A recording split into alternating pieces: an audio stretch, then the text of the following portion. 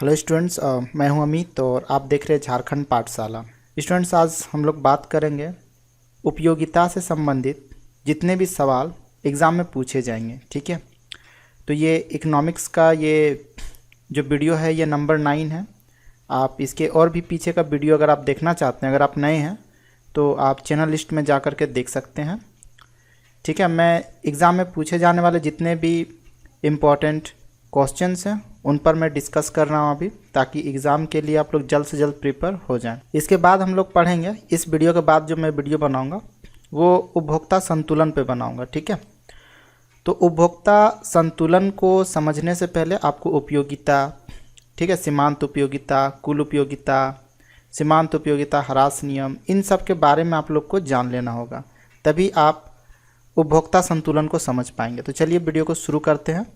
शुरू करने से पहले अगर आप नए हैं चैनल में तो सब्सक्राइब जरूर कीजिएगा और अपने सहपाठियों के साथ वीडियो को शेयर भी जरूर कीजिएगा। पहला जो सवाल हम लोग बात करेंगे दोस्तों, उपयोगिता को हम लोग समझेंगे कि उपयोगिता क्या होती है। ठीक है, देखिए उपयोगिता क्या है, किसी वस्तु में निहित अर्थात छुपी हुई, ठीक है, वह गुण या क्षमता है जो मानवीय आवश्यकता को संतुष्ट करता है, उपयोगिता कहलाता है। ठीक है, फॉर एग्जाम्पल अगर आपको प्यास लगी है तो प्यास को मिटाने के लिए आप पानी पिएंगे। ठीक उसी प्रकार अगर आपको भूख लगी है तो उसे मिटाने के लिए आप भोजन करेंगे। तो ऐसा क्यों करते हैं दोस्तों, प्यास लगने पे आप पानी ही क्यों पीते हैं? तो एक्चुअल में जो प्यास मिटाने की जो क्षमता या फिर जो गुण है वो किस में पाई जाती है? पानी में। इस कारण से हम लोग पानी का उपभोग करते हैं। ठीक उसी प्रकार अगर आपको भूख मिटाना है तो आप भोजन करेंगे, क्योंकि भोजन में क्या होती है कि आपकी भूख मिटाने की क्षमता होती है। तो आई होप कि आप समझ गए होंगे कि उपयोगिता क्या होती है।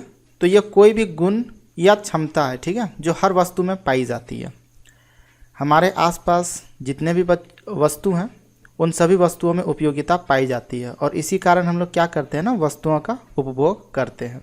एक्चुअल में हम लोग वस्तु का उपभोग नहीं करते, वस्तु का जो उपयोगिता है उस उपयोगिता मूल्य का हम लोग उपभोग करते हैं। ठीक है, अगर आपको अभी कुछ लिखना हो तो उसके लिए आप पेन का यूज़ करेंगे या फिर पेंसिल का यूज़ करेंगे। तो यानी लिखने वाला जो गुण यानी जो क्षमता है ना, वो पेन या पेंसिल में आपको मिलेगी। तो हर वस्तु में कुछ ना कुछ गुण होती है और उसी गुण के कारण हम उस वस्तु का क्या करते हैं, उपभोग करते हैं। ठीक है, तो उपयोगिता आप समझ गए होंगे कि उपयोगिता कुछ नहीं, बस ये गुण या क्षमता होती है जो मानव की इच्छा या आवश्यकता को पूरा करती है। ठीक है, चलिए आगे हम लोग देखते हैं। अब जो उपयोगिता है दोस्तों, उस उपयोगिता को हम लोग दो भाग में बांट लेंगे, एक सीमांत उपयोगिता और दूसरा कुल उपयोगिता। तो क्वेश्चन आपका सिर्फ उपयोगिता नहीं पूछती है, ठीक है, कि उपयोगिता से आप क्या समझते हैं। क्वेश्चन जो आपका बनता है एग्जाम में वह आपसे सीमांत उपयोगिता के बारे में पूछा जाएगा या कुल उपयोगिता के बारे में। आप इसे ठीक तरह से समझ लीजिए, मैं कोशिश करूंगा आपको ठीक से एकदम समझाने की, ठीक है, ताकि आप इसे एग्ज़ाम में जो है बिना याद किए भी लिख सकते हैं। सीमांत उपयोगिता क्या होती है जान लीजिए। किसी वस्तु के एक अतिरिक्त इकाई का उपभोग करने से कुल उपयोगिता में जो परिवर्तन आता है उसे सीमांत उपयोगिता कहते हैं। दूसरे शब्दों में किसी वस्तु के उपभोग से प्राप्त प्रति इकाई उपयोगिता सीमांत उपयोगिता कहलाती है। ठीक है, कहने का अर्थ यह है दोस्तों कि मान लीजिए कि हम लोग जब भी किसी वस्तु का उपयोग करते हैं तो हम लोग उसके कुछ मात्रा को यूज़ करते हैं एक क्रम से, थोड़ी थोड़ी मात्रा करके, ना कि किसी वस्तु को हम लोग एक ही साथ यूज़ कर लेते हैं। अगर आप खाना ही खा रहे हैं तो खाना को आप क्या करते हैं, कई छोटे छोटे हिस्से में बांट करके आप उस खाना को खाते हैं, एक ही साथ आप खाना को नहीं खा लेते हैं। तो यहाँ पर क्या है कि हम लोग क्या करते हैं, जब किसी वस्तु का एक अतिरिक्त इकाई का प्रयोग करते हैं तो उससे जो हमें उपयोगिता मिलती है उसे हम लोग सीमांत उपयोगिता कहते हैं। कहने का अर्थ है आप जितना भी इकाई यूज़ कर रहे हैं उन सभी प्रति इकाई से जो भी आपको उपयोगिता मिलती है वो सीमांत उपयोगिता है। फॉर एग्जाम्पल यहाँ पे आप समझ लीजिए कि मान लीजिए कोई वस्तु है और उस वस्तु को, ठीक है, अब 5 बार में प्रयोग करते हैं, यूनिट 1 2 3 4 5, ठीक है। तो जब आप किसी वस्तु का फर्स्ट टाइम आप उपयोग करेंगे, उसकी पहली इकाई जब उपयोग करेंगे तो आपको बहुत ज़्यादा उपयोगिता मिलेगी 10 के बराबर। जब दूसरा इकाई आप यूज़ करेंगे तो आपको 6 के बराबर उपयोगिता मिलेगी। ठीक है, इसी तरह से आप जैसे जैसे मतलब किसी वस्तु का इकाई का उपयोग करते रहेंगे तो प्रत्येक अतिरिक्त इकाई से जो भी उपयोगिता मिल रही है वो सीमांत उपयोगिता है। ठीक है, जैसे यहाँ पे एक वस्तु का सीमांत उपयोगिता 10 है, उसी प्रकार यहाँ पे दो वस्तु का सीमांत उपयोगिता क्या होगा दोस्तों, तो ये अंतिम जो वाला है ये इसका सीमांत उपयोगिता होगा। उसी प्रकार 3 इकाइयों का जो सीमांत उपयोगिता है दोस्तों वो कौन सा होगा, तो अंतिम वाला होगा। ठीक है, उसी प्रकार 4 इकाइयों का जो यहाँ पर सीमांत उपयोगिता है दोस्तों, तो अंतिम वाला कौन सा, चौथा वाला, तो यहाँ पे 0 होगा। उसी तरह 5वां इकाई का सीमांत उपयोगिता क्या निकलेगा दोस्तों, तो अंतिम इकाई वाला यानी -4 है। ठीक है, सीमांत उपयोगिता दोस्तों उसका एक नियम भी आप समझ लीजिए कि जो सीमांत उपयोगिता होती है वो प्रत्येक अतिरिक्त इकाई से हमें घटते दर से प्राप्त होती है। ठीक है, यानी जैसे जैसे आप उपभोग बढ़ाएंगे आपको हर एक अतिरिक्त इकाई का उपभोग करने से जो है ना आपको कम उपयोगिता मिलेगी। ठीक है, इसका मैं आपको एक उदाहरण दे देता हूँ। मान लीजिए कि आप बहुत भूखे हैं, आपको बहुत ज़ोर से भूख लगी है। ठीक है, और आपको मिठाइयाँ खाने का इच्छा हो रहा है, और ऐसा कंडीशन में मान लीजिए कि आपके पास 5 या 10 मिठाइयाँ आपके पास अगर रख दिया जाए तो आप जब पहला मिठाई खाएंगे तो उससे आपको बहुत ज़्यादा मतलब उपयोगिता मिलेगी, बहुत ज़्यादा आपको टेस्टी लगेगा।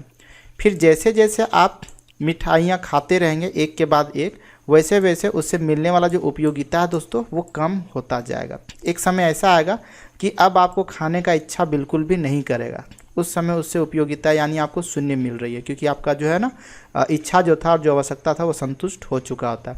अब उसके बाद अगर आप ज़बरदस्ती खाना चाहें तो हो सकता है कि आपको वॉमिट जैसा आपको फील होने लगे। ठीक है, तो कहने का अर्थ यही है कि हम किसी भी वस्तु का जब हम लोग प्रयोग करते हैं तो हम जितना ज़्यादा उसका प्रयोग करते हैं, ठीक है, जितना ज़्यादा अतिरिक्त इकाई का हम लोग प्रयोग करते हैं तो उससे जो भी हमें उपयोगिता मिलती है ना वो हर एक अतिरिक्त इकाई के बाद वो हमें घटते हुए दर से मिलती है। चलिए हम लोग इसके बारे में थोड़ा सा और जान लेते हैं।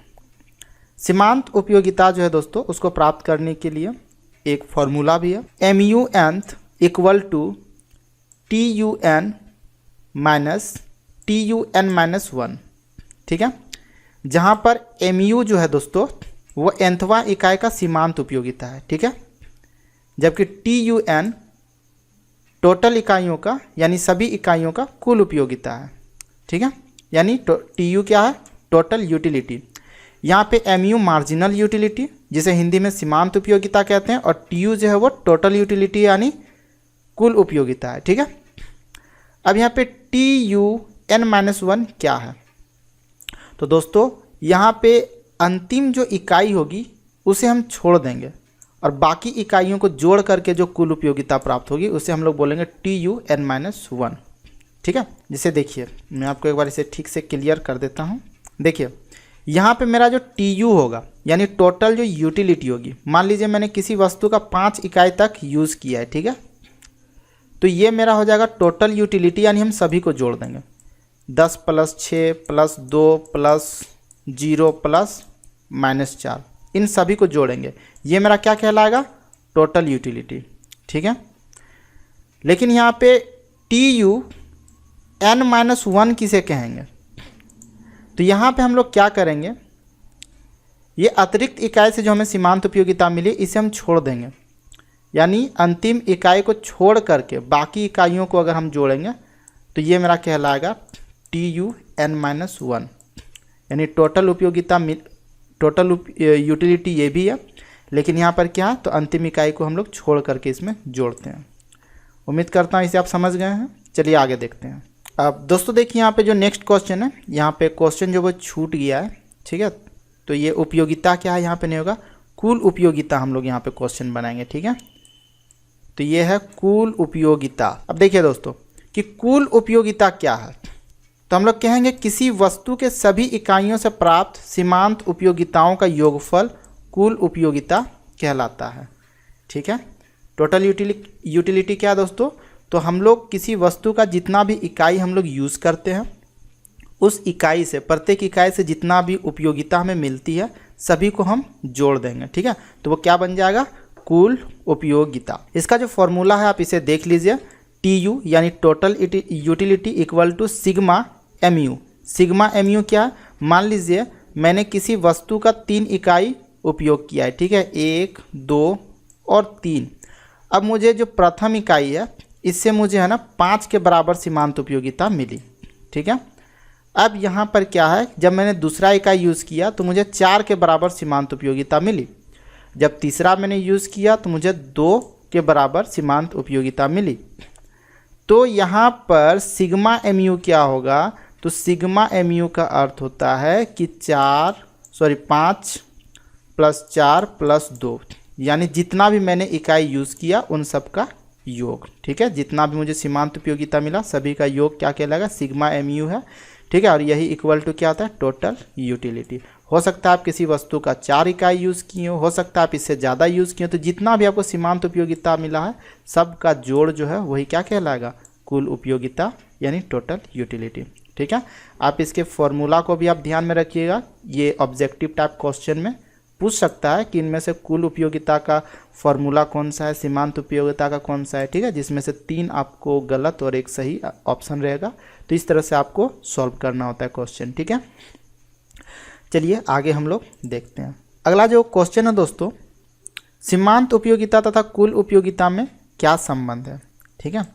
ध्यान रखिएगा कि सीमांत उपयोगिता और कुल उपयोगिता में संबंध को बताना है। चलिए देखते हैं कि दोनों के बीच में क्या संबंध है। देखिए दोस्तों, जब सीमांत उपयोगिता धनात्मक होती है तब कुल उपयोगिता बढ़ती है लेकिन घटते दर से, ठीक है दोस्तों।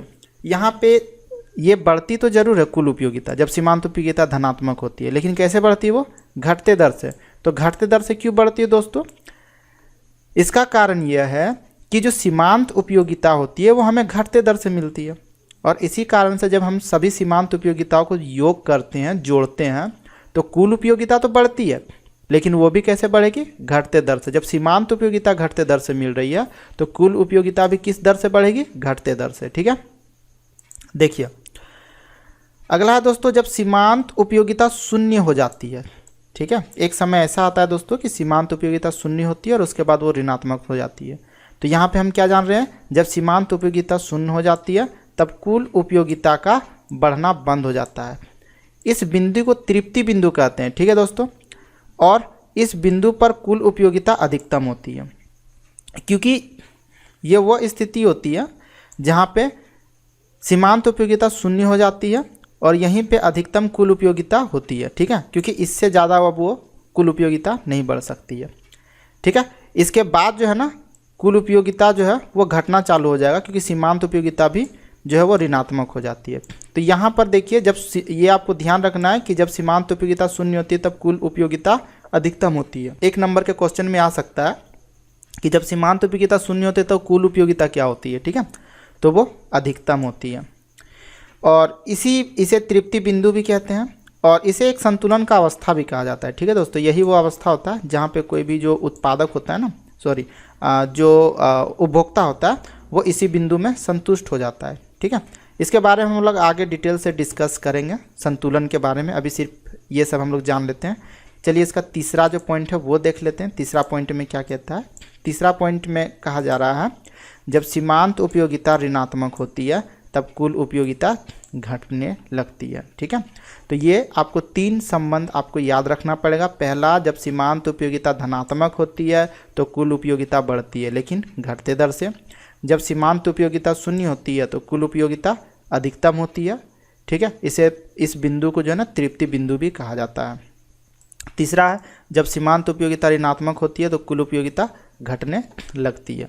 चलिए इसे हम लोग चित्र के द्वारा समझते हैं, यानी ग्राफ के द्वारा समझते हैं हम लोग, ठीक है। पहले ये आप तालिका को देख लीजिए, तब आप इसे ठीक तरह से समझ जाएंगे। ये हमारा वस्तु, ठीक है, वस्तु की मात्रा है, यहाँ पे मिस्टेक है लिखने में, वस्तु की इकाई है यहाँ पे, ठीक है, वस्तु की इकाई आप समझ जाएंगे। अब देखिए दोस्तों, यहाँ पे वस्तु की इकाई है। मान लीजिए हम लोगों ने किसी वस्तु का, ठीक है, 7 इकाई तक यूज़ किया है, ठीक है, 1 2 3 4 5 6 7 इकाई यूज़ किया है। अब यहाँ पे देखिए, प्रत्येक इकाई से हमें सीमांत उपयोगिता मिली है। पहला इकाई से हमें 20, दूसरा से 15, तीसरा से 10, चौथा से 5 और फिर उपयोगिता शून्य होगी। ध्यान रखिएगा जब भी आप इस तालिका को बनाएंगे तो जो सीमांत उपयोगिता होगी ना उसे आप घटते दर पे दिखाएंगे, ठीक है। एक बिंदु में आपको शून्य दिखाना और उसके बाद वहाँ पे ऋणात्मक सीमांत उपयोगिता दिखाना है, ठीक है दोस्तों। अब देखिए कुल उपयोगिता यहाँ पे क्या है कि जिस समय 1 इकाई का मैंने प्रयोग किया था उस समय कुल उपयोगिता कितनी थी, 20 थी। जब मैंने 2 इकाइयों का प्रयोग किया तो कुल उपयोगिता कितनी थी, तो यहाँ पे 20 + 15 यानी 35, ठीक है। ठीक उसी प्रकार जब मैंने 3 इकाई का यूज़ किया तो यहाँ से यहाँ तक जोड़ना पड़ेगा यानी 45। फिर जब मैंने 4 इकाइयों का यूज़ किया तो यहाँ से यहाँ तक जोड़ना पड़ेगा यानी 50, ठीक है। ध्यान रखिएगा। अब देखिए यहाँ पर क्या है ना कि जब तक ले सीमांत उपयोगिता धनात्मक है, यहाँ तक ये धनात्मक है, ठीक है, यहाँ तक ये धनात्मक है। तो जब तक हमें सीमांत उपयोगिता धनात्मक मिली है तब तक देखिए यहाँ पे कुल उपयोगिता जो है ना वो बढ़ी है ना। 20 से 35, 35 से 40, 40 से 50, इस तरह से वो बढ़ी है। और जब हमारा सीमांत उपयोगिता शून्य हो गई है तो यहाँ पे कुल उपयोगिता अधिकतम है, इससे ज़्यादा वो नहीं बढ़ेगी, ठीक है। तो यहाँ पे वो शून्य है और यहाँ पे कुल उपयोगिता अधिकतम है। शून्य के बाद देखिए दोस्तों सीमांत उपयोगिता क्या हो गया, ऋणात्मक हो गया है ना। और उसके बाद कुल उपयोगिता देखिए घटने लगा है, 50 से 45, 45 से 35 हो गया है। रेखा चित्र के द्वारा आप इसे कैसे दर्शाएंगे वो भी मैं आपको बता दे रहा हूँ, दोनों के संबंध को देख लीजिए। इस ग्राफ को एक बार मैं अध्ययन करके आपको बता देता हूँ ताकि आप लोगों को दिक्कत ना हो एग्ज़ाम में बनाने में, या फिर अगर आप क्वेश्चन बैंक या फिर आप गेस पेपर वगैरह यूज़ करते हैं तो उसमें अगर ये बना हुआ रहेगा तो आप कन्फ्यूज्ड ना हो, इसलिए इसे आप ध्यान दीजिएगा, ठीक है। इकोनॉमिक्स समझने की चीज़ है, अगर आप इसे रटेंगे तो फिर आप इकोनॉमिक्स में नंबर नहीं उठा पाएंगे।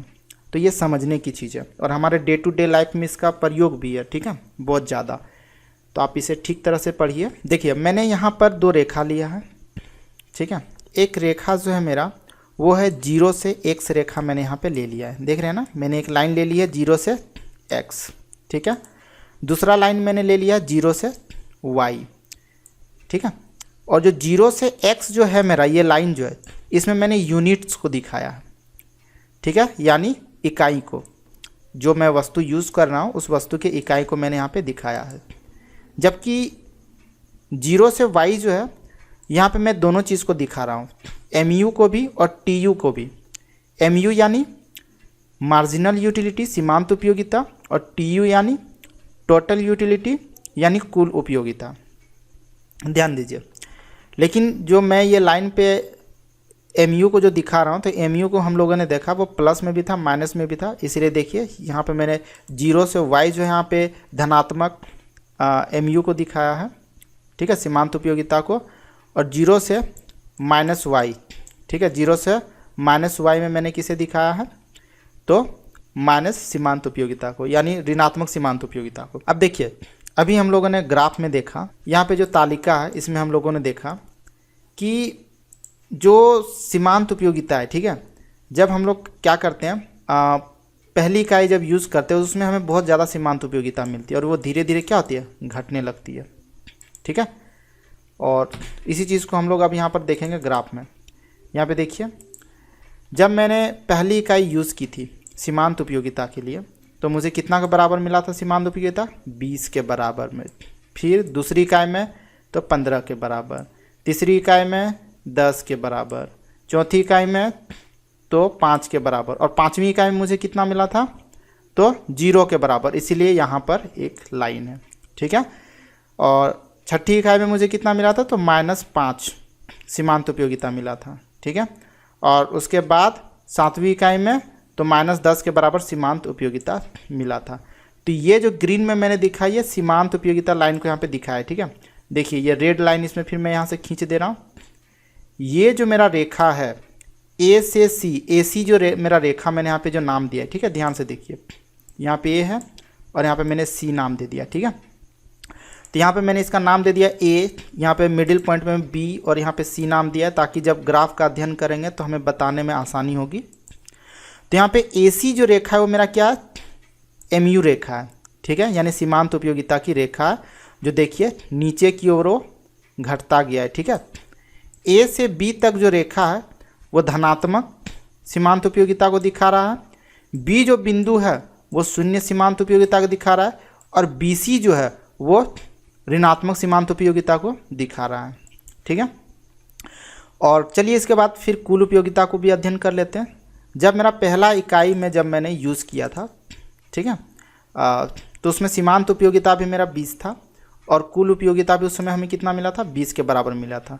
तो ये तो पहला लाइन हो गया, किसके लिए, कुल उपयोगिता के लिए। दूसरा में हम लोगों ने देखा कि दूसरा इकाई में हम लोगों को 15 मिला था, तो कुल उपयोगिता कितना हो गया, पहला वाला इकाई जोड़ दूसरा वाला इकाई, यानी 35 के बराबर मिला था। तो देखिए दूसरा में हम लोगों ने जो लाइन खींची है वो 35 के बराबर में ले जा कर के खींची है। ठीक है, देख लीजिए यहाँ पे 35 है, तो 35 के बराबर में ले जाकर खींची है।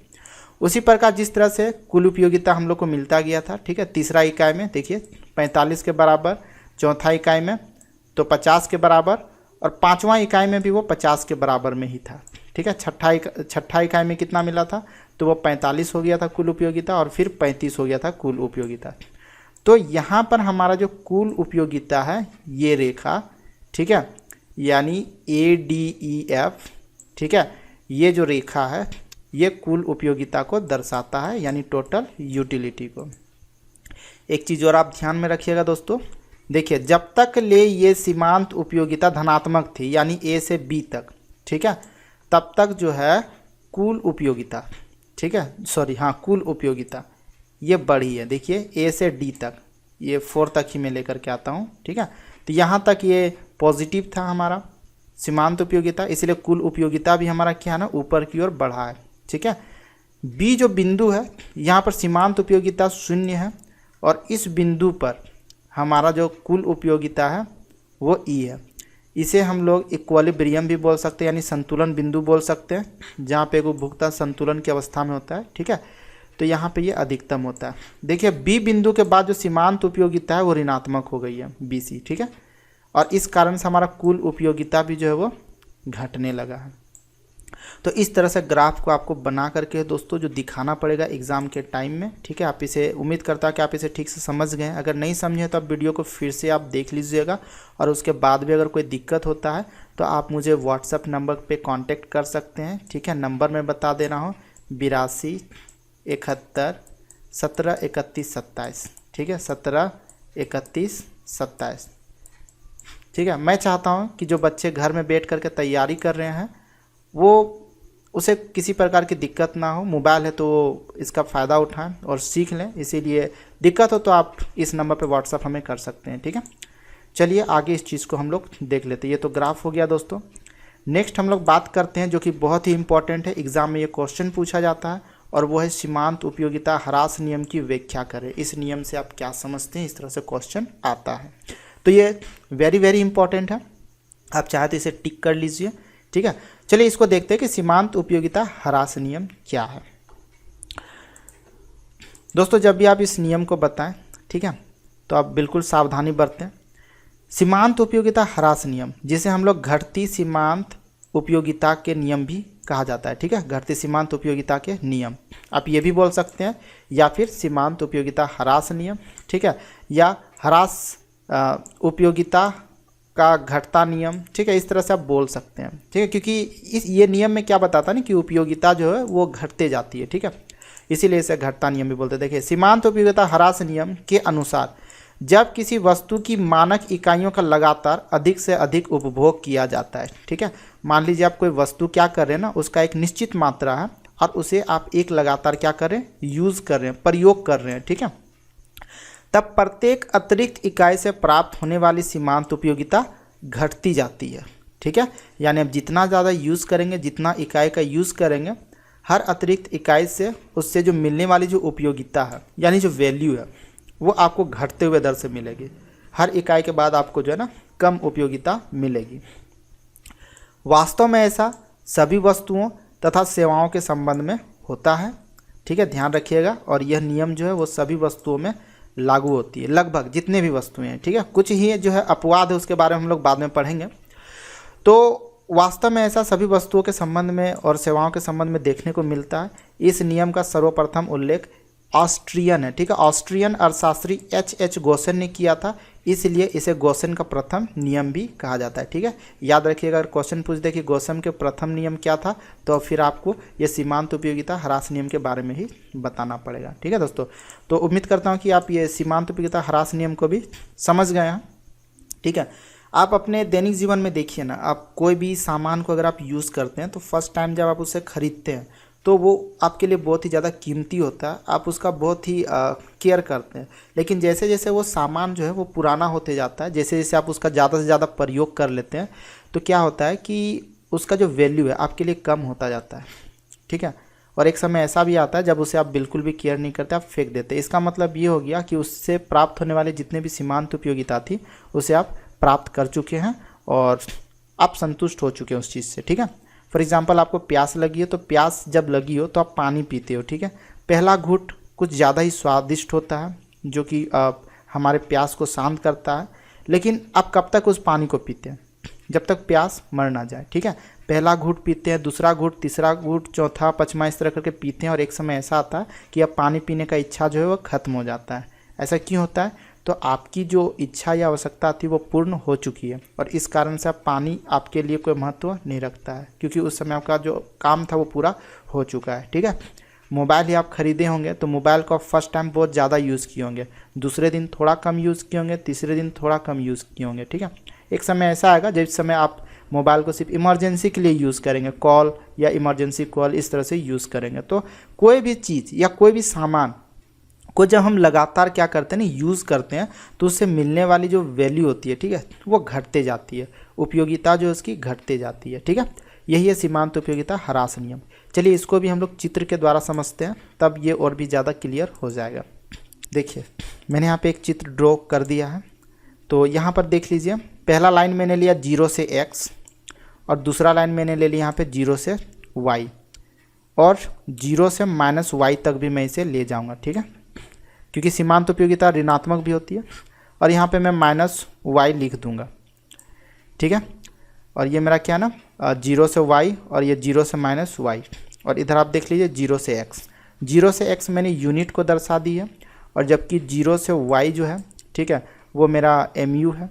ठीक है, यानी सीमांत उपयोगिता, और जबकि 0 से -y आप लिख सकते हैं यहाँ पे mu माइनस है, ऋणात्मक में है, ये आप लिख सकते हो, नहीं भी लिख सकते हो, ऐसे भी समझ जाएगा टीचर आपके बनाने के बाद इसे।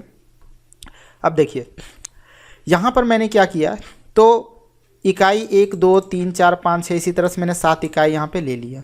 ठीक है, और उसी प्रकार मैंने यहाँ पे ये दिखा दिया कि जिस समय मैंने पहला इकाई का उपयोग किया था तो मुझे बहुत अधिक संतुष्टि मिली थी, बहुत ज़्यादा उपयोगिता मिला था और वो उपयोगिता कितना था 28 के बराबर। फिर जब मैंने दूसरा इकाई यूज़ किया तो उपयोगिता मुझे कम मिला, ठीक है, 21 के बराबर। तीसरा इकाई यूज़ किया तो उपयोगिता मुझे और कम मिला, 14 के बराबर। ठीक है, जब मैंने चौथा इकाई यूज़ किया तो उपयोगिता मुझे और कम मिला, यानी 7 के बराबर। आप कोई भी संख्या ले सकते हैं, बस ध्यान रहे वो घटते क्रम में होना चाहिए। एक समय आप उसे शून्य कर देंगे और फिर उसे आप ऋणात्मक में ले जाएंगे उपयोगिता को। ठीक है, आप कोई भी संख्या ले सकते हैं, जरूरी नहीं मैं जैसा लिखा हूँ आप वैसा ही लिखें। पांचवा इकाई में देखिए तो मुझे 0 के बराबर उपयोगिता मिली है। ठीक है, छठा इकाई तो ऋणात्मक हो गई है, यानी 7 -7 के बराबर, और सातवां इकाई में मुझे -14 के बराबर उपयोगिता मिली है। और फिर मैंने देखिए इन सब को एक लकीर से यहाँ पे मिला दिया है ना, मैंने यहाँ पे सभी को मिला करके एक लकीर खींच दी है। तो यही वो लकीर है जिसे मैंने ABC नाम दे दिया। तो AC जो मेरा लकीर है यही मेरा सीमांत उपयोगिता वक्र है। ठीक है, यही मेरा रेखा है, सीमांत उपयोगिता रेखा AC। ठीक है, जिसमें मैंने यहाँ पे ABC नाम इसलिए दिया ताकि मैं ग्राफ को अध्ययन करते समय बता सकूं कि A से B तक धनात्मक सीमांत उपयोगिता है और B से C तक ऋणात्मक सीमांत उपयोगिता है। ठीक है, तो आप लोगों ने देखा कि किस तरह से हम लोग किसी भी वस्तु के इकाई को जैसे जैसे बढ़ाते हैं वैसे वैसे जो उपयोगिता है वो क्या होती है, घटते जाती है। एक समय आते आते वो शून्य हो जाती है और इस शून्य के बाद वो ऋणात्मक हो जाती है। ठीक है, तो यही है सीमांत उपयोगिता ह्रास नियम का अर्थ। और उसके बाद भी कोई प्रॉब्लम हो तो दोस्तों मैंने आपको अपना मोबाइल नंबर शेयर कर दिया है। ठीक है, आप उसमें मैसेज कर सकते हैं अपने परेशानी को लिख करके। कोशिश करूँगा, प्रॉमिस नहीं करता, बट कोशिश करूँगा कि आपके परेशानी को दूर करने का, पढ़ाई से रिलेटेड जो भी आपको परेशानी हो रही है देखिए, सीमांत उपयोगिता ह्रास नियम के मान्यता का वर्णन करें। ठीक है, नेक्स्ट क्वेश्चन है ये। यानी सीमांत उपयोगिता ह्रास नियम को तो हम लोगों ने पढ़ा, लेकिन वो नियम सक्रिय होने के लिए भी कुछ मान्यताएं होती है जिसका होना आवश्यक है, नहीं तो ये नियम लागू नहीं होगा। जिस तरह से नियम में बताया गया वैसा आपको कंडीशन देखने को नहीं मिलेगा। चलिए इसका आंसर को जान लेते हैं। तो इसके निम्नलिखित ये जो सक्रिय होगा नियम, उसके लिए निम्नलिखित मान्यताएं होती है। पहला मान्यता देख लीजिए क्या है, वस्तुओं का उपभोग निरंतर क्रम में होना चाहिए। जी हाँ दोस्तों, आप जो भी वस्तु का प्रयोग कर रहे हैं उसको आपको निरंतर यूज़ करना पड़ेगा।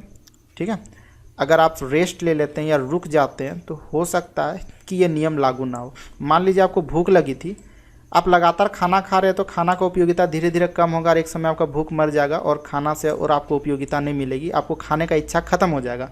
लेकिन ज़रा सोचिए कि अगर आप रेस्ट कर लेते हो खाना खाते समय, ठीक है, आपने खाना खाया फिर रेस्ट कर लिया, तो हो सकता है 2 घंटा 3-4 घंटा के बाद फिर से भूख लग जाए, तो फिर से आप खाएंगे तो फिर से आपको उतना ही उपयोगिता मिलेगा जिस तरह पहले मिला था।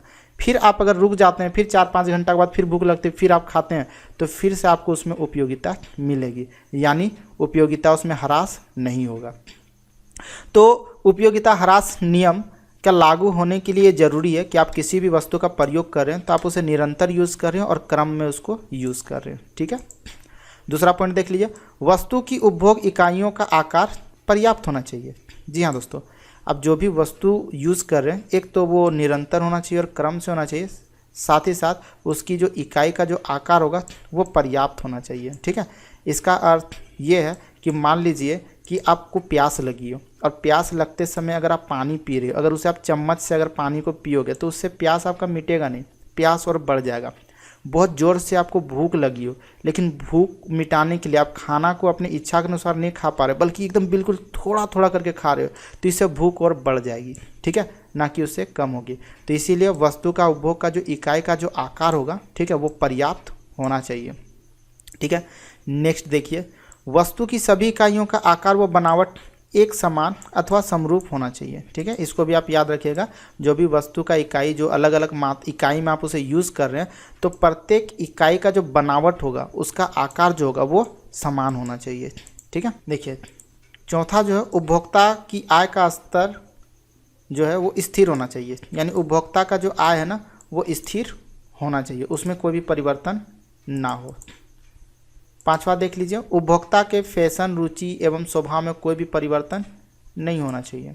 ठीक है, नेक्स्ट है दोस्तों आपका, एक समय विशेष पर व्यक्ति की एक ही आवश्यकता का अध्ययन किया जा सकता है, सामूहिक आवश्यकताओं में यह सिद्धांत लागू नहीं होती है। यानी अगर आप सीमांत उपयोगिता ह्रास नियम का अध्ययन कर रहे हैं किसी व्यक्ति से रिलेटेड कोई वस्तु के बारे में, तो ध्यान रहे उससे संबंधित किसी एक समय में एक ही वस्तु का, यानी व्यक्ति की एक ही आवश्यकता का आप अध्ययन कर सकते हैं। ठीक है, सामूहिक आवश्यकताओं का अध्ययन जो है आप नहीं कर पाएंगे। ठीक है, तो इस तरह से ये थी मान्यता और यह वीडियो भी समाप्त हुआ। उम्मीद करता हूँ दोस्तों कि मैं समझा पाया हूँ। फिर भी किसी प्रकार की दिक्कत हो तो आप कमेंट कीजिएगा, मैं कोशिश करूँगा आप लोगों को फिर से कोई नया जानकारी देने के लिए। हम फिर मिलेंगे एक नए वीडियो के साथ। ठीक है, और अगला जो मेरा वीडियो होगा दोस्तों वो होगा उपभोक्ता संतुलन के बारे में। तो उसके लिए उपयोगिता को समझ लेना बहुत ही ज़रूरी था, इसलिए मैंने इस वीडियो को बनाया है। और हाँ दोस्तों, अगर आप को कोई दिक्कत हो तो आप कमेंट कर सकते हैं। ठीक है, फिर मिलेंगे एक नए वीडियो के साथ, तब तक के लिए धन्यवाद।